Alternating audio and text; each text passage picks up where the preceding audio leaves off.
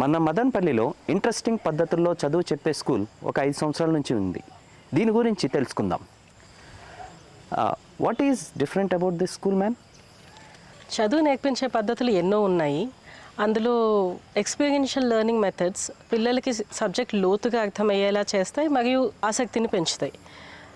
So మేము ఆ type of మెథడ్స్ని design చేసుకున్నాము.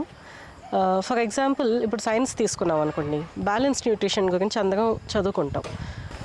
దీన్నే స్కూల్లో మనం టెస్ట్ చేసి ఒక్కొక్క ఐటెంలో ఏమున్నాయి అనేది నోట్ చేసుకొని తర్వాత పిల్లల్ని బ్యాలెన్స్డ్ డైట్ ఉండేలాగా ఒక హాస్టల్లో సరిపడా మెను డిజైన్ చేయమన్నాం అనుకోండి, they will be completely involved in it and it's a very meaningful activity which is connected to their life.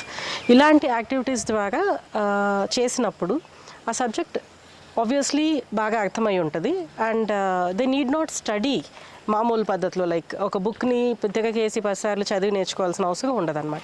This is what we call experiential learning. So మేము ఇక్కడ అన్ని subjects and everything else ఈ పద్ధతిలోనే జరిగేలా చూస్తాము. Maths చాలా dry subject అంటారు కదా, మరి దీన్ని మీరు ఎలా టీచ్ చేస్తారు? మ్యాథ్ కాంటెక్స్ లేకుండా టీచ్ చేస్తే డెఫినెట్లీ డ్రైగానే ఉంటుంది. బట్ మనం మ్యాథ్ని నిజ జీవితంలో ఎన్నోసార్లు వాడుతుంటాం. అలాంటప్పుడు వై నాట్ బ్రింగ్ దట్ జీవితం into hour class room? For example, పిల్లలు ఈ ప్రాజెక్ట్ చేశారు, ఈ కైండ్ ఆఫ్ బ్రిక్స్ తయారు చేసుకొని ఈ బ్రిక్స్ తోటి ఒక హౌస్ కన్స్ట్రక్షన్కి ఒక వరుసకి ఎన్ని బ్రిక్స్ కావాలి, ఎన్ని వరుసలు అవుతాయి అండ్ టోటల్గా ఎన్ని కావాలి, ఈ క్యాల్కులేషన్స్ అన్నీ వాళ్ళే చేసుకున్నారు, including designing the bricks. So దీంట్లో వాళ్ళు నేర్చుకున్న 4 బేసిక్ ఆపరేషన్స్ ఇన్ మ్యాథమెటిక్స్ని వాడారు. So this is experiencing math in life. మరి జామెట్రీలో ఏరియాని ఎక్స్పీరియన్స్ చేయించవచ్చు. ఎలా అంటే ఇప్పుడు మనం 1 square centimetre, 1 square metre, 1 square inch, 1 square foot అంటూ ఉంటాం. But how do students experience it? ఇప్పుడు if you can see this, ఇది 1/2 సెంటీమీటర్ ఉన్న rectangle. So 2 square centimetres, 3/3 square, so 9 square centimetres. అలాగే you have this 1 metre square which is 10,000 square centimetres and you have 1 inch square and 1 foot square. So ఈ విధంగా they can visually experience the area. మ్యాథమెటిక్స్లో speed అవసరం కదా, దీనికి మీరేం చేస్తారు? మ్యాథమెటిక్స్లో speed ఎంతో అవసరం. దీనికి మేము కొన్ని గేమ్స్ డిజైన్ చేసాం. ఇది ఒక మ్యానుఫ్యాక్చరింగ్ స్ట్రాటజీ గేమ్.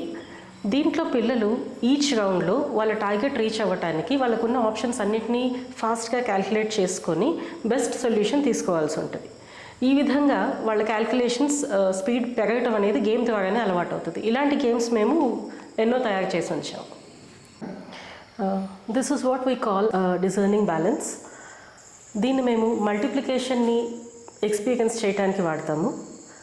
అలాగే మిడిల్ స్కూలర్స్కి commutative property and associative property teach చేయడానికి వాడతాము. ఇలాంటి ఆబ్జెక్ట్స్ మీరు ఎక్కడి నుంచి ప్రొక్యూర్ చేస్తారు మేడం? ఇలాంటివన్నీ బయట దొరకవండి. పిల్లల అవసరాలను బట్టి వాటిని డిజైన్ చేసుకొని మేమే తయారు చేసుకుంటాము. ఇది కూడా చేత్తో చేసినట్టే ఉంది కదా, ఇది ఇలాంటివి కొనుక్కొని ఉండొచ్చు కదా? ఇది చేయటంలో మా 2nd క్లాస్ నుంచి 6th క్లాస్ వరకు అందరి పిల్లలు ఇన్వాల్వ్ అయ్యారండి. ఏ కొండని ఎంత సైజ్ రిప్రజెంట్ చేయాలి, మ్యాప్ ఎలా ఉండాలి, ఇదంతా వాళ్ళు డిజైన్ చేసుకున్నారు క్యాల్కులేట్ చేసుకొని. బట్ అది కాకుండా మన జియోగ్రఫీ మన క్లైమేట్ మీద ఎటువంటి ఇంపాక్ట్ చూపిస్తుంది అనే దానికి ఇది కళ్ళకు కట్టినట్టు చూపిస్తుంది. అండ్ మన రివర్స్ ఎలా పారుతున్నాయి, మన ప్లెయిన్స్ అవి ఎలా ఫామ్ అయ్యాయి, దానికి ఫర్టిలిటీకి అండ్ పాపులేషన్ డెన్సిటీకి వీటన్నిటికీ ఉన్న సంబంధం దీని నుంచి తెలుస్తుంది. అయితే ఇది చేస్తున్నప్పుడు వాళ్ళు ఏ విధంగా ఆలోచిస్తారు అనేది experiencing geography and that is what we are interested in. అందుకని మేము ఇవన్నీ చేత్తో చేస్తే వాల్యూ ఎక్కువ అని ఫీల్ అవుతాం. ఇవన్నీ నిజమాకుల్లానే ఉన్నాయి. ఈ ప్రాజెక్ట్ యొక్క ఉద్దేశం ఏంటి మేడం? అవునండి, ఇవన్నీ నిజమాకులే. మేము పిల్లల్ని నేచర్ వాక్స్కి తీసుకెళ్ళినప్పుడు వీటన్నిటిని కలెక్ట్ చేశాము. ఈ ఆకుల్ని కొయ్యటం, వాటిని ఫేడ్ అవ్వకుండా మడత పడకుండా వాటన్నిటిని ప్రిజర్వ్ చేయటం, ఆ తర్వాత ఆ డ్రైడ్ లీవ్స్ని అతికించటం, ఇదంతా ఎంతో జాగ్రత్తగా చేయాల్సిన పని. అంతా చేసిన తర్వాత ప్రాజెక్ట్ కంప్లీషన్ ఇచ్చే తృప్తి అండ్ ఆ శ్రద్ధ వల్ల అది చేయగలిగారు అనే దాన్ని వాళ్ళు ఎక్స్పీరియన్స్ చేయాలన్నది మా ఉద్దేశం. మరి లాంగ్వేజ్ని ఎలా డీల్ చేస్తారు మేడం? లాంగ్వేజ్ డెవలప్మెంట్ అనేది మనం మాట్లాడుతూ ఉంటేనే అవుతుంది. దానికోసం మా దగ్గర లాంగ్వేజ్ మీద బాగా పట్టు ఉన్న టీచర్స్ ఉన్నారు. వీళ్ళు పిల్లల్ని స్పీకింగ్ యాక్టివిటీస్లో ఇన్వాల్వ్ చేస్తారు. అయితే గ్రామర్ అండ్ వొకాబులరీకి స్పెసిఫిక్ యాక్టివిటీస్ అయితే ఉండాలి, వాటిని సపరేట్గా నేర్పించాలి కాబట్టి. So we have vocabulary based games and some activities which involve students in grammar based learning. Okay, for example మేము ప్రిపోజిషన్స్ నేర్పించడానికి we use a treasure hunt game. ఇది ఎలా ఉంటుందంటే, I need somebody is help here. ఈ treasure hunt గేట్లో first clue in front of the doll.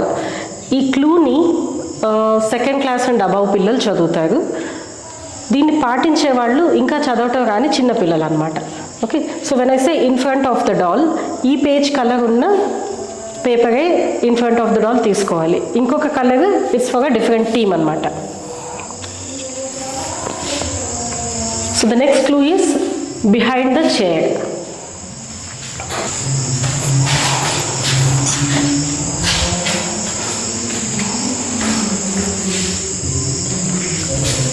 The next clue is beside the table.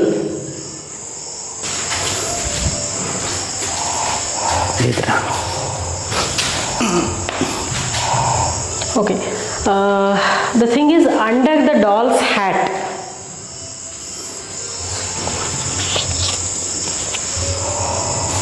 Hey, we got a watermelon. ఒకవేళ ఇందులో ఎవరైనా తను ఎప్పుడైనా తప్పు చేసి ఉంటే take that card. What does it say? Behind the table.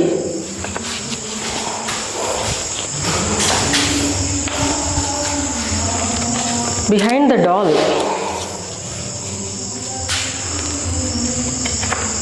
You made a mistake. Go back 2 steps. So, దీన్ని you call it self-correcting games అన్నమాట. టీచర్ లేకపోయినా కూడా పిల్లలు వీటిని ఆడుకోగలుగుతారు. సో తను అక్కడ బిహైండ్ ద టేబుల్ కాకుండా బిసైడ్ ద టేబుల్ తీసుకొని ఉంటే he would have to trace back 2 steps. ఇక్కడ ఇవి ఏంటి అంటే ఇంకొక టీం యొక్క క్లూస్ అనమాట. ఇలా ఎందుకు సెపరేట్ చేసాము అంటే there will be many teams and the focus is not on winning but on completion of the game.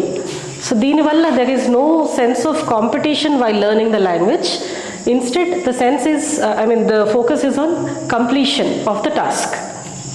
So stress లేకుండా పిల్లలు వీటి మీద ఫోకస్ చేసి నేర్చుకోగలుగుతారు.